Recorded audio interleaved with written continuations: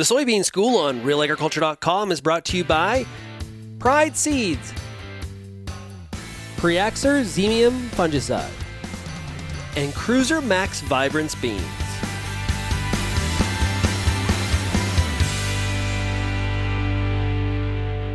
I'm Kelvin Hepner for Real Agriculture. We know that drought has taken a toll on most crops in Western Canada this year.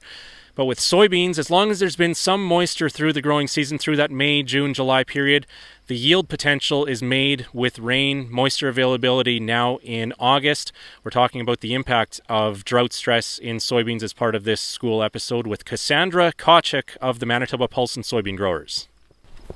Yeah, so first of all, I can say that unfortunately there are no great soybean crops in Manitoba. We see anything from calf high to waist high, but the drought has definitely taken a toll on crops so far. Secondly, I'll say that those who received moisture are definitely going to be happier than others, but we know that those rainfall systems that passed through, they were so patchy, they didn't affect everybody, they just hit a few people here and there.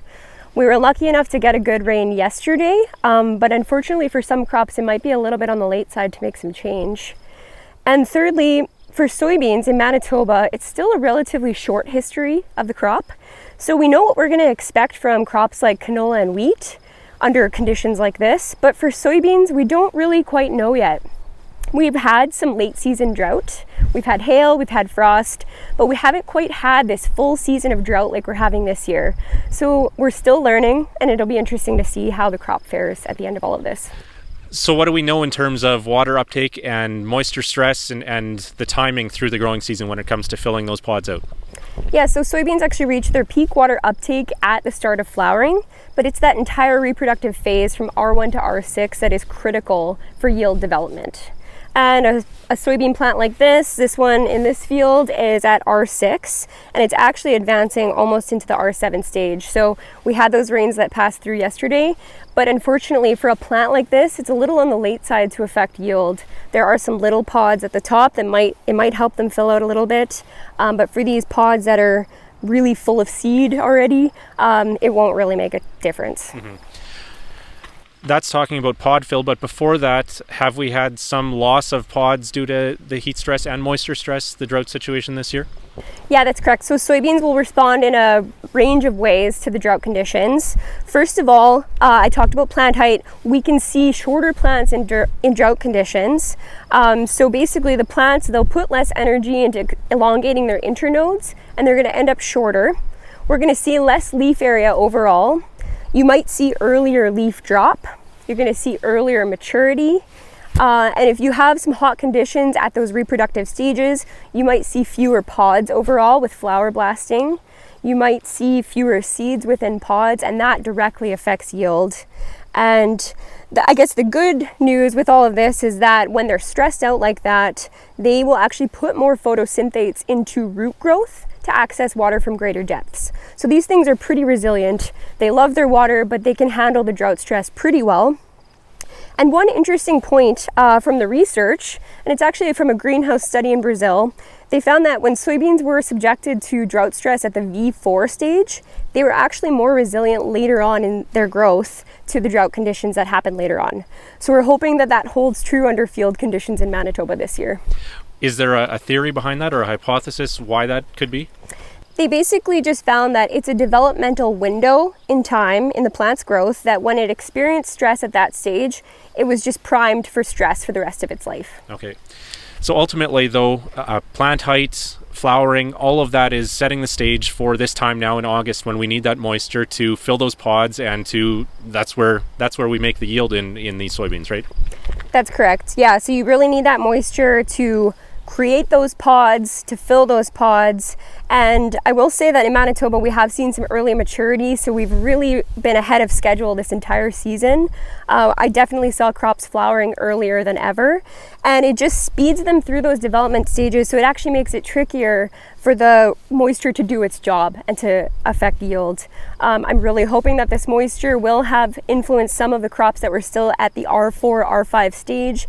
I know last week most crops were at least at the R5 stage, where 4 nodes down on the plant you've got young seeds developing, and this one, as I mentioned, is at R6 already with full seed. So really hoping that that rain does something, but unfortunately it might be a little bit on the late side for some crops. Okay, so in addition to the moisture stress, we've also had heat stress a lot of days. It's been hot in addition to the dry conditions. On those days we've seen those leaves turn upside down. Can you fill us in or unpack for us what's happening in the plant on those days? Yeah, that's correct. So actually in July this year in Manitoba, we had 16 days that were over 30 degrees. So an absolute heat wave interacting with that water deficit. It really made crops struggle. And as you mentioned, the leaves are flipping. They're trying to reflect that solar radiation, and they're basically in survival mode. And when that happens, they're also closing their stomates. So when a plant closes its stomata, it means that less photosynthesis is taking place in the plant, and that means less sugars for growth and development. So unfortunately, because they were in survival mode for so many days in July during those critical yield developing days, that will definitely influence yield in a negative way. Okay. Bottom line, what do we need for moisture, for rain, for a good soybean crop or a good soybean yield here in this part of the world? So throughout the entire growing season, a soybean plant needs 16 to 20 inches of water. And in Agro-Manitoba, on average, we get anywhere from 12 to 14 inches of water. So that puts them in a position where they need to rely on the previous year's soil moisture to really have enough water to do what they need to do and maximize yield. And in a year like this, and at this location specifically, we've had less than 6 inches of water so far, and we're already at August 10th. So not a great situation. Yeah, less than 6 inches, and we didn't possibly in many cases have that soil reserve from last fall or the winter from a lack of snow over the winter as well. That's correct, yeah. So looking ahead then, Cassandra, you mentioned this is kind of the first time we've had a full season drought in soybeans since soybean acres really expanded here in this part of the world. How do you recommend growers approach this in the future if we're going to continue with the number of soybean acres that we've had in the past? Is this all about reducing tillage, going to strip till, having more residue? We've kind of already saw that this year, or what do you recommend for producers in terms of the longer term strategy here?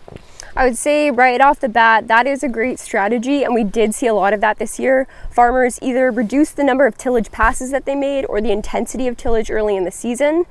We know that farmers really tried to go early with their seeding dates as well to access that moisture that was coming off of winter and the early spring, and I think that actually made a difference in some cases. Also just getting that seed in as early as possible to maximize that growing season and maybe take advantage of some cooler temperatures during flowering. So less tillage for sure. I'm hoping this is worst case scenario for a drought situation in Manitoba, but we know that in the 80s it was quite dry for a number of years, so we need to be prepared for some of these situations. All right.